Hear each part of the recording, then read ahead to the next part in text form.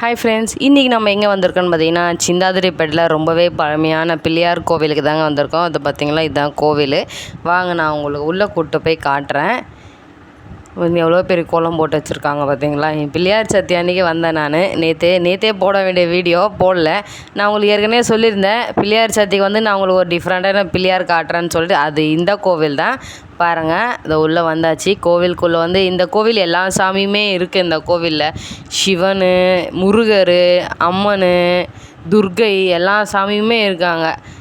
இந்த கோவிலில் பார்த்திங்கன்னா இல்லாத சாமின்னு எதுவுமே இல்லை, எல்லா சாமியுமே வச்சுருக்காங்க. சனி பகவான் எல்லா சாமியும் இருக்குது. அதே மாதிரி இந்த கோவிலில் வந்துட்டு நீங்கள் என்ன வேண்டிக்கிட்டு சுற்றினாலும் அது கண்டிப்பாக நிச்சயமாக நடக்குங்க. ஏன்னா எனக்கு நடந்துருக்கு, அதனால் நான் சொல்கிறேன். நீங்களும் வேண்டிகிட்டு நல்ல பக்தியோடு சுற்றுனீங்கன்னா உங்களுக்கும் நடக்கும். இந்த சாமி தான் பார்த்திங்களா, சித்தி புத்தி பிள்ளையார் 2 ஒய்ஃபோடு இருப்பார். இந்த மாதிரி வந்து இந்த சென்னையில் எங்கே இருக்குதுன்னு எனக்கு தெரியாது.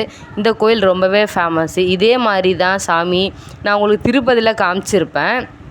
அங்கே தான் இருக்குது. அதோடு இங்கே தான் இருக்குது இந்த சாமி. இந்த சாமி நீங்கள் கண்டிப்பாக வேண்டிக்கிட்டு சுற்றுனீங்கன்னா நிச்சயமாக நடக்கும். அப்புறம் பிரசாதம் சாப்பிட்டு வந்துட்டேங்க.